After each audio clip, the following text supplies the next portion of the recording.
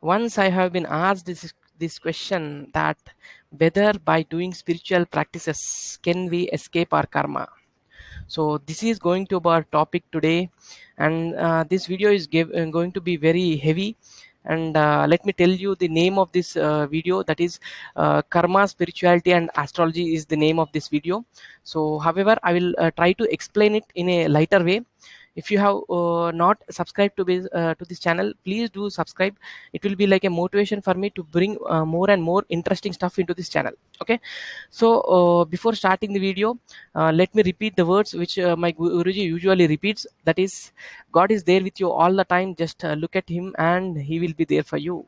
Okay, so first, what is astrology? As we know that astrology is nothing but the analysis of a person's situation based on the birth chart when he was born. So birth chart is nothing but the planetary positions when he was born. So like this, astrology gives us guidance in many areas of our life, like what kind of spouse we will get and what kind of career we will have and what kind of disease we usually face. Like this, astrology answers many questions, right? So so people are, generally ask that by doing good karmas, can we escape the bad karmas which are already present in our birth chart. So for them, I would like to say that firstly we need to understand that it's a balance sheet. So since I am into commerce, I will explain what is balance sheet.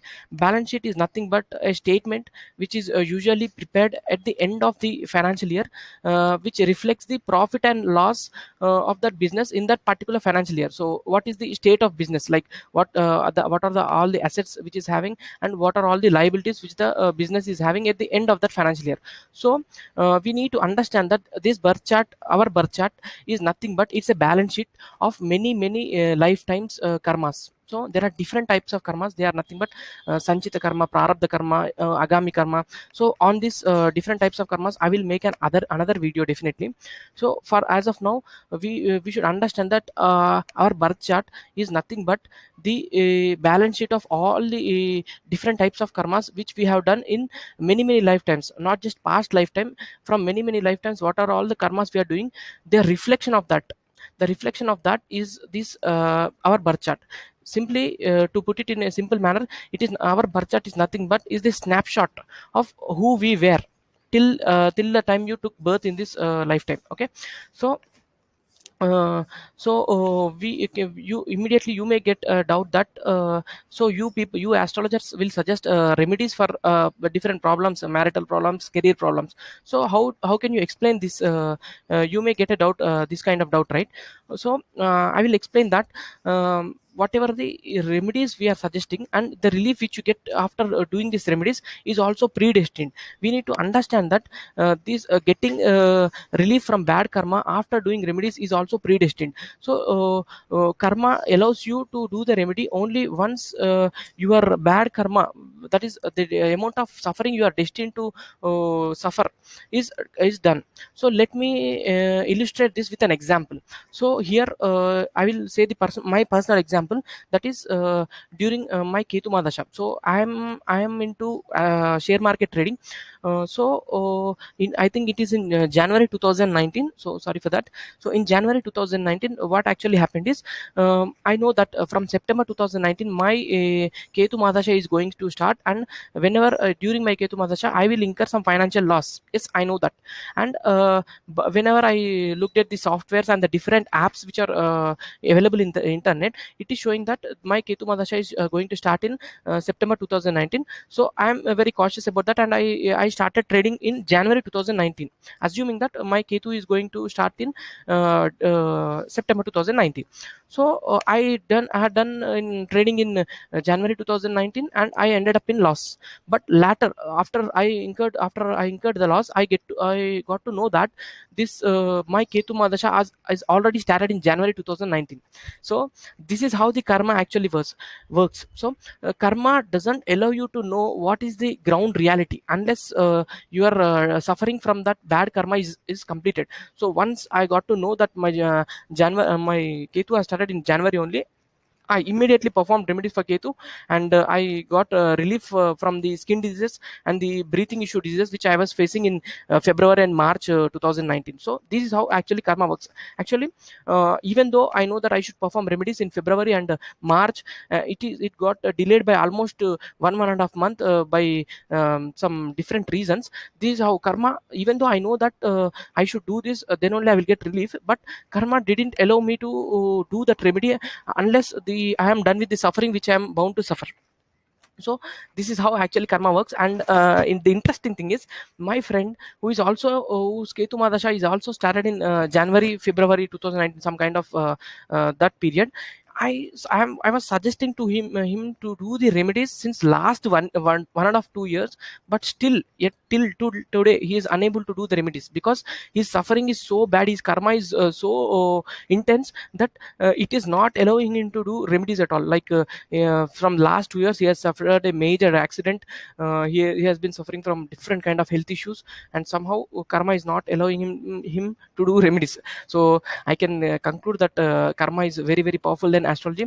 So this an astrologer, when he looks at the birth chart, he can know by looking at the strength of Jupiter, strength of fifth house, and strength of ninth house, which actually says how much divine help you will get when you are in bad karma. So this is how an astrologer will judge. Okay, so here I have done the with karma, how karma and astrology are linked. So generally people will also ask me that I am doing a lot of spiritual practices, and I have been a god oriented person, but still I am suffering a lot of problems in my life. This why where are my spiritual practices are actually going? So these kind of questions I generally get. So my answer for them is, whatever the spiritual progress you have done in one particular life, it will never be wasted. It will be carry forwarded to your next life. That is for sure. Because if you are, suppose say, if you have been spiritually elevated in this lifetime, say for example in the terms of numbers to 40%, so in next lifetime your spiritual progress will start from 41, not from 1 again. So your spiritual, whatever the spiritual practices and spiritual elevation you have achieved in this particular lifetime, it will be definitely carry forwarded to your next lifetime. And see, suppose if you are done spiritual elevation of 50 to 60% in this particular year, then in next particular life, in next life, you will be born in a family where which is very close to God, so that your spiritual progress will be resumed from the past spiritual progress which you have achieved. Okay, so this can be seen from the placement of Saturn, because Saturn is the karma karaka. Ultimately Saturn is the planet which decides which planet where the particular planet should sit. He is the karma karaka, and wherever the planet Saturn is sitting, from there we will see that the results are getting very very slow from there, because Saturn represents that delay and disappointments from the area where he sits. Okay, and on the other hand, wherever the Jupiter sits, you will see a lot of prosperity and achievements there, and happiness from that particular area. And the last questions which I got is about attaining moksha. So people ask me that whether I will be attaining moksha in this particular life or not.